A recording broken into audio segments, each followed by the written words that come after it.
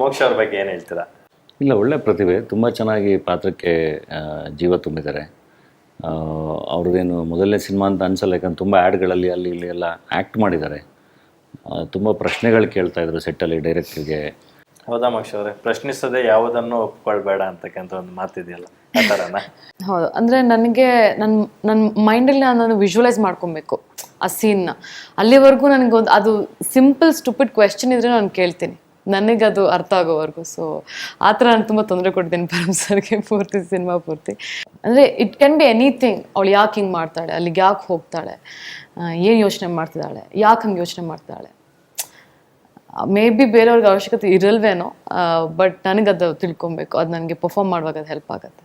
ಮಾತು ಸೋತು ಸಾಂಗ್ ಎಷ್ಟು ಇಷ್ಟ ಆಯಿತು ನಿಮಗೆ ಅಂತ? ಯಾಕಂದರೆ ಪ್ರತಿಯೊಬ್ಬರಿಗೂ ಹೀರೋ ಜೊತೆ ಕಾಂಬಿನೇಷನ್ ಅಂದಾಗ ಸ್ವಲ್ಪ ಸ್ಪೆಷಲ್. ಸೊ ನಿಮ್ಗೆ ಎಷ್ಟು ಖುಷಿ ಕೊಡ್ತು ಆ ಸಾಂಗ್? ತುಂಬಾ ಜಾಸ್ತಿ ಖುಷಿ ಆಯಿತು ನಂಗೆ ಆ ಸಾಂಗ್ ಕೇಳಿ. ನಾನು ಫಸ್ಟ್ ಟೈಮ್ ಶೂಟ್ ಮಾಡ್ತಿದ್ದಾಗ ಅವತ್ತು ಫಸ್ಟ್ ಟೈಮ್ ಕೇಳಿಸ್ಕೊಂಡೆ. ಅದು ಫಸ್ಟ್ ಟೈಮ್ ಕೇಳುವಾಗಲೇ ಅದು ಜ್ಞಾಪಕ ಇರುತ್ತೆ, ಆ ವರ್ಡ್ಸು ಆ ಟ್ಯೂನೆಲ್ಲ ಜ್ಞಾಪಕ ಇತ್ತು. ಸೊ ಇಫ್ ಯು ಆ ಸಾಂಗ್ ನೀವು ಒಂದ್ಸತಿ ಕೇಳ್ಬಿಟ್ಟು ನಿಮಗೆ ಜ್ಞಾಪಕ ಇಟ್ಕೊಂಡ್ರೆ ಪಕ್ಕ ಅದು ನಿಮಗೆ ಇಷ್ಟ ಆಗಿದೆ ಅಂತ ಅರ್ಥ.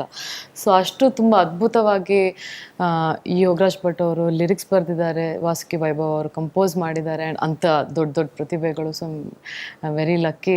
ಆ್ಯಂಡ್ ಆ ಸೆಟ್ಟು ಸಹ ಅಷ್ಟೇ ಬ್ಯೂಟಿಫುಲ್ ಆಗಿತ್ತು, ತುಂಬಾ ಕಲರ್ಫುಲ್ ಆಗಿತ್ತು. ಸೊ ನಾವೊಂದು ಐ ಥಿಂಕ್ 2-3 ಡೇಸನ್ನು ಶೂಟ್ ಮಾಡಿದ್ವಿ ಅನ್ಸುತ್ತೆ ಆ ಸಾಂಗು. ಅದು ನನ್ನ ಬೆಸ್ಟ್ ಎಕ್ಸ್ಪೀರಿಯನ್ಸ್, ರಿಯಲಿ ತುಂಬಾ ಎಂಜಾಯ್ ಮಾಡಿದೆ ನಾನು.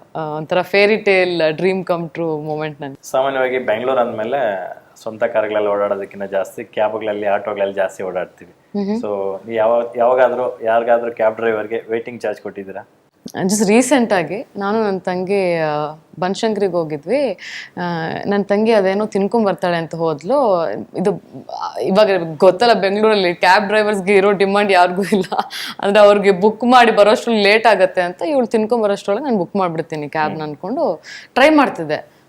ಅವತ್ತೇ ರೀ ಫಸ್ಟ್ ಟೈಮು ನಾನು ಬುಕ್ ಮಾಡಿದ ತಕ್ಷಣ 1 ಸೆಕೆಂಡ್ಗೆ ಅಲ್ಲೇ ಆಟೋ ಸ್ಟ್ಯಾಂಡ್ ಇತ್ತು ಅನ್ಸುತ್ತೆ. ಆಟೋದಲ್ಲಿ ಹೋಗಿದೆ ಅವತ್ತು. ಆಟೋ ಬಂದ್ಬಿಡ್ತು ತಕ್ಷಣ. ನಾನು ಹೋಗಿ ಆರಾಮಾಗಿ ಕೂತ್ಕೊಂಡೆ. ಹೇಳಿದೆ, ಸರ್ ನನ್ನ ತಂಗಿ ಏನೋ ತಿನ್ಕೊಂಬರಕ್ಕೆ ಹೋಗಿದ್ದಾಳೆ, ಒಂದು 2 ನಿಮಿಷ ವೆಯ್ಟ್ ಮಾಡ್ತೀರಾ? ಹಾಂ ಓಕೆ. 2 ನಿಮಿಷದಲ್ಲಿ 30 ಸೆಕೆಂಡ್ಸ್ ವೆಯ್ಟ್ ಮಾಡ್ದ ಅವನು. ಆಮೇಲೆ ಎಲ್ಲಿ ಮೇಡಮ್ ನಿಮ್ಮ ತಂಗಿ ಬರಲಿಲ್ವಾ, ಎಲ್ಲಿ ಮೇಡಮ್ ಅವ್ರು ಕಾಲ್ ಮಾಡಿ ಬರಕ್ಕೆ ಹೇಳಿ ಅಂತ ಫಸ್ಟ್ ಹೇಳ್ದ. ಆಮೇಲೆ ನಾನು ಅವ್ರ ಪ್ಯಾನಿಗೆ ನಾನು ಹೆದರ್ಕೊಂಡು, ಅಯ್ಯೋ ಅಮ್ಮ ತಾಯಿ ಎಲ್ಲಿದೆ, ಬೇಗ ಬಾ, ಇವ್ರು ಹಿಂಗೆ ಕೇಳ್ತಿದ್ದಾರೆ ಅಂತ. ಅವಳು ಒಂದು ಸಮೋಸ ತಿನ್ಕೊಂಬರ್ತೀನಿ ಅಂತ ಹೋದವಳು, ಸಮೋಸ ಆಯಿತು, ಸ್ವೀಟ್ ಆಯಿತು, ಇನ್ನೂ ಮತ್ತೇನೋ ತೊಗೊಂಬರಕ್ಕೆ ಹೋಗಿದ್ಲು. ಅಲ್ಲಿಗೆ ಅವ್ರ ಪೇಷನ್ಸ್ ಹೋಯ್ತು. ಮೇಡಮ್ ಇವಾಗ ಎಕ್ಸ್ಟ್ರಾ ಚಾರ್ಜ್ ಕೊಡ್ಬೇಕು ನೀವು, ನಾನು ಇಷ್ಟು ವೆಯ್ಟ್ ಮಾಡ್ತಿದ್ದೀರ, ನಾನು ಈ ಟೈಮಲ್ಲಿ ಇನ್ನೊಬ್ಬರನ್ನ ಡ್ರಾಪ್ ಮಾಡ್ಬಿಟ್ಟು ಬಂದ್ಬಿಡ್ತಿದ್ದೆ ಅಂತ ಹೇಳ್ತಿದ್ರು. ನಾನು ಬೆಂಗಳೂರು ಹುಡುಗಿ, ನಾನು ಕೊಟ್ಟೆ. ಈಗ ಏನ್ರಿ ಹೆಣ್ಮಕ್ಳಿಗೆ ವೇಟ್ ಮಾಡ್ತೀನಿ, ಯಾರಿಗೋಸ್ಕರ ವೇಟ್ ಮಾಡ್ತಾರೆ? ಸಿನಿಮಾದಲ್ಲಿ ಅಷ್ಟೇ ಅದು ಡೈಲಾಗು.